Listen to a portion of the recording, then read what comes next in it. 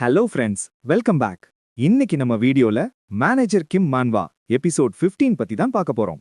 மழையோட சத்தத்துல மேனேஜர் கிம் கத்துனது மிஞ்சி காதுல விழவே இல்ல. ஒரு வழியா இருட்டிலும் மழையிலும் தட்டு தடுமாறி மெயின் ரோட்டுக்கு வந்துடுறா. அப்பாடா, இங்க வந்துட்டோம். இனிமே யாரிடமாவது உதவி கேட்டு தப்பிச்சிடலாம்னு ஒரு சின்ன நிம்மதி அவளுக்கு. அப்போ தூரத்துல ஒரு கார் வரத பார்த்துட்டு நடுத்தெருவுல நின்னு கையசைச்சு, ப்ளீஸ் யாராவது என்ன காப்பாத்துங்கன்னு உயிருக்கு பயந்து கத்துறா. அந்த காருக்குள்ள ஒரு கப்பிள்ஸ் இருக்காங்க. அந்த பொண்ணு தன் காதலன் கிட்ட, ஹனி அங்க பாரு, ஒரு ஸ்கூல் பொண்ணு மழையில நனைஞ்சுகிட்டே ஹெல்ப் கேக்குறா. பாவம், நாம வண்டிய நிறுத்தி உதவி பண்ணலாமான்னு கேக்குறா. ஆனா அந்த காரை ஓட்டிட்டு வந்த பையன் ஒரு பெரிய சுயநலவாதியா இருக்கான். கொஞ்சம் கூட இரக்கமே இல்லாம வண்டிய நிறுத்தாம வேகமா ஓட்டுறான். கார் டயர்ல இருந்த சகதி தண்ணி எல்லாம் மிஞ்சியோட முகத்துல பலார்னு அடிக்குது. உதவி கிடைக்கும்னு நினைச்ச மிஞ்சிக்கு என்ன நடக்குதுன்னே புரியாம முகத்துல வழிஞ்ச சகதியோட அப்படியே உறைஞ்சு போய் சிலையா நிக்கிறா. காருக்குள்ள அந்த பொண்ணு கோபமா, ஏன் இப்படி பண்ண, அந்த பொண்ண கடந்து வந்துட்டியேன்னு கேக்குறா. அதுக்கு அந்த பையன் ரொம்ப திமிரா ஒரு முட்டாள்தனமான லாஜிக் பேசுறான். அவ ஒரு ஸ்கேமர் பேபி. இப்போல்லாம் நடு ரோட்ல எவனும் நல்ல எண்ணத்தோட ஹெல்ப் கேட்க மாட்டான். எல்லாரும் நம்மள ஏமாத்துறதுக்காகத்தான் இப்படி நிப்பாங்க. உண்மையாவே அவளுக்கு உதவி வேணும்னா கையில இருக்கிற போனை வச்சு போலீஸ கூப்பிட்டுருக்கலாமே. என்கிட்டயே அவளோட பிளான காட்ட பார்த்தா நான் ஏமாறுவேனான்னு சொல்றான். பாவம் மிஞ்சி, அவகிட்ட போன் கூட இல்லங்கிறதோ, அவ எவ்வளவு பெரிய நரகத்துல இருந்து தப்பிச்சு வந்திருக்காங்கிறதோ அந்த லூசுக்கு எங்க தெரிய போகுது. இங்க நம்ம மேனேஜர் கிம் சும்மா விடுவாரா? தன் பொண்ண காப்பாத்தணுங்கிற வெறியில அங்க மலை போல அடுக்கி வச்சிருக்கிற கண்டெய்னர்கள் மேல ஒரு சூப்பர் ஹீரோ மாதிரி தாவி தாவி ஓடி வராரு. அவரோட அந்த பார்க்கூர் மூவ்மெண்ட்ஸ் பார்க்கவே அவ்ளோ மாசா இருக்கு. கண் நிமிக்கிற நேரத்துல சில செகண்டுகள்லயே அவரும் மெயின் ரோட்டுக்கு வந்துடுறாரு.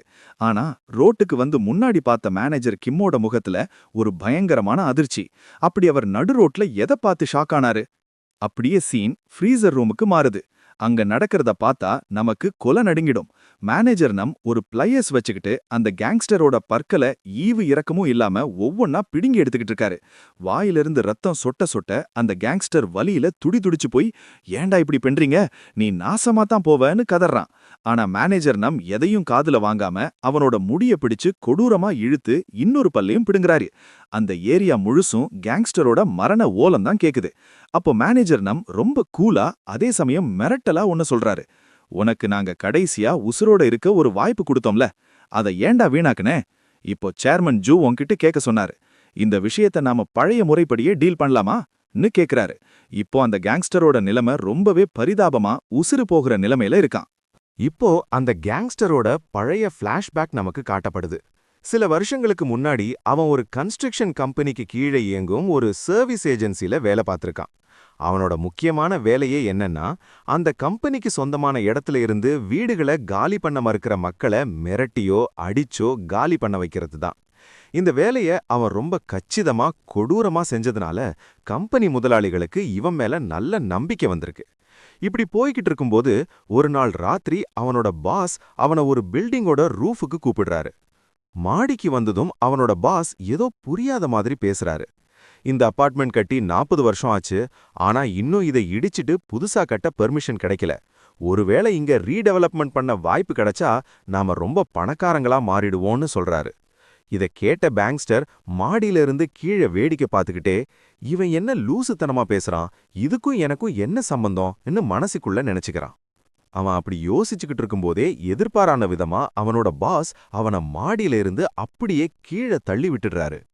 அவ்வளவு உயரத்துல இருந்து கீழே விழுந்த கேங்ஸ்டருக்கு கை காலெல்லாம் சுக்கு நூறா உடைஞ்சு போய் ஹாஸ்பிட்டல்ல அட்மிட் ஆகுறான்.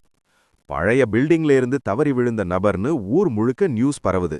இதோட உண்மையான பிளான் என்னன்னா, அந்த பில்டிங் ரொம்ப பழசாகிடுச்சு, அதுல வாழ்றது மக்களுக்கு ரொம்ப ஆபத்துன்னு மீடியாவுக்கும் கவர்மெண்ட்டுக்கும் காட்டி அந்த இடத்தை இடிச்சு புதுசா கட்ட பெர்மிஷன் வாங்கறதுக்காக தான் இந்த கேங்ஸ்டரையே பலிகடா ஆக்கியிருக்காங்க. இந்த மொத்த மாஸ்டர் பிளானுக்கும் பின்னாடி இருந்த பெரிய முதலாளி வேற யாரும் இல்ல, சேர்மன் ஜூ தான். ஹாஸ்பிட்டல்ல படுத்துக்கிட்டே நியூஸ்ல வந்த விஷயங்களை பார்த்ததும் கேங்ஸ்டருக்கு மொத்த கேமும் புரிஞ்சிடுது. அதுக்கப்புறம் அவன் முழுசா குணமாகி வந்ததும் முதல் வேலையா என்ன பண்றான்னா, தன்னை மாடியில இருந்து தள்ளிவிட்ட அந்த பழைய பாஸை பிடிச்சு வச்சு செய்றான். அடி தாங்க முடியாம அந்த பாஸ் அழுதுகிட்டே, என்ன மன்னிச்சிடு, இது ஏன் தப்பு தான், ஆனா எனக்கு வேற வழி இல்ல, அவங்க தான் கம்பெனி முதலாளிகள் தான் என்ன அப்படி செய்ய சொன்னாங்க, ப்ளீஸ் என்ன ஒரே ஒரு முறை மன்னிச்சிடுன்னு கெஞ்சுறான். அந்த பழைய பாஸ் எவ்வளவோ கெஞ்சியும் நம்ம கேங்ஸ்டர் அவனை விடவே இல்ல. அங்கேயே அவனை போட்டு தள்ளிட்டான். அப்ப அவனோட வாய்ஸ் ஓவர் கேக்குது. மன்னிக்கிறது, பொறுத்து போறதெல்லாம் சுத்த வேஸ்ட். ஒருத்தனை நீ மன்னிச்சா அது பின்னாடி உனக்கே பெரிய ஆபத்தா வந்து முடியும்னு சொல்றான். இப்படி தான் பாஸ கொன்னுட்டு அந்த இடத்துக்கு இவனே இப்ப பாஸ் ஆகிடுறான்.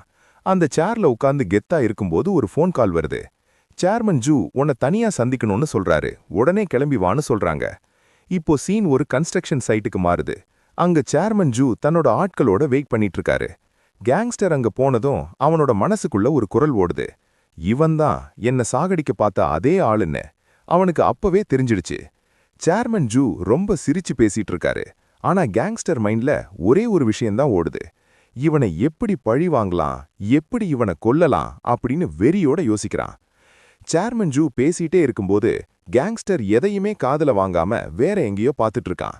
ஏய், நான் பேசுறது உன் காதுல விழுதில்ல, உன் கவனம் எங்க இருக்குன்னு ஜூ கேக்குறாரு. அதுக்கு கேங்ஸ்டர் ரொம்ப திமிரா, ஏண்டா எச்சக்கல நாய்களா, உங்க பேச்ச நான் ஏண்டா கேட்கணும்னு கெட்ட வார்த்தையில திட்டுறான். இதை கேட்டு மேனேஜர் நம் செம கடுப்பாகி அவனை அடிக்க போறாரு. ஆனா சேர்மன் ஜூ அவரை தடுத்து நிறுத்திடுறாரு. அதே சமயம் கேங்ஸ்டரோட ஆட்களும் தங்களோட கத்திகளை எடுத்து சண்டைக்கு ரெடியாகிறாங்க. அப்போ சேர்மன் ஜூ மறுபடியும் பேச ஆரம்பிக்கிறாரு. நீங்க எல்லாரும் கிராமத்துல இருந்து வந்தவங்க தானே?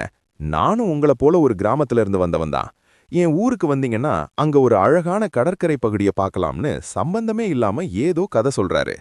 கேங்ஸ்டருக்கு கடுப்பாகி, இந்த கதைக்கும் இப்போ நடக்கிறதுக்கும் என்னடா சம்பந்தம், எதுக்கு இதெல்லாம் என்கிட்ட சொல்றன்னு கேக்குறான். ஆனா ஜூ விடாம, எங்க வீட்டு தோட்டத்துல ஒரு பெரிய நாய் இருக்கு, அது முதல்ல ரொம்ப பயங்கரமான ஒரு மிருகம் மாதிரி தான் இருந்தது நீ ஏதோ ஒரு அனாலஜி சொல்ல வர்றாரு. சேர்மன் ஜூ அந்த கேங்ஸ்டரை பார்த்து நக்கலா சிரிக்கிறாரு. அந்த நாய் ரொம்பவே காட்டுத்தனமான ஒரு வெறி நாயா இருந்தது. பலமுறை என்னையே கடிக்க பார்த்தது.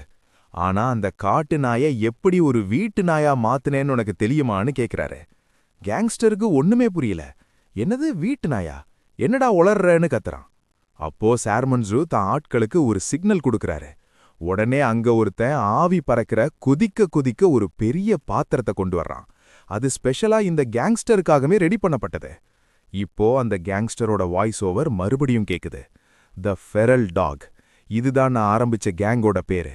அன்னைக்கு அவங்க எனக்கு செஞ்ச அந்த விஷயம் இந்த பேரை வச்சுதானான்னு அவன் புலம்புறான். அந்த கொதிக்கிற பாத்திரத்துக்குள்ள என்ன இருந்தது தெரியுமா? நல்லா வேக வச்ச உருளைக்கிழங்கும் முள்ளங்கியும் தான். ஆனா அதை சாப்பிட கொடுக்கல. மேனேஜர் நம் கொஞ்சமும் இரக்கமில்லாம அந்த கொதிக்கிற உருளைக்கிழங்க கேங்ஸ்டரோட வாய்க்குள்ள திணிச்சு அவனோட எல்லா பற்களையும் அடிச்சு உடைக்கிறாரு. அந்த ரண வேதனையில தான் அவன் கர்வமே மொத்தமா அடங்குது. இதோட இந்த எபிசோட் முடியுது. இந்த வீடியோ உங்களுக்கு பிடிச்சிருந்தா மறக்காம லைக் பண்ணுங்க. அப்படியே அந்த சப்ஸ்கிரைப் பட்டனை தட்டி பெல் ஐக்கானையும் அழுத்திடுங்க. அடுத்த வீடியோல உங்களை சந்திக்கிறேன். டாடா, பாய்.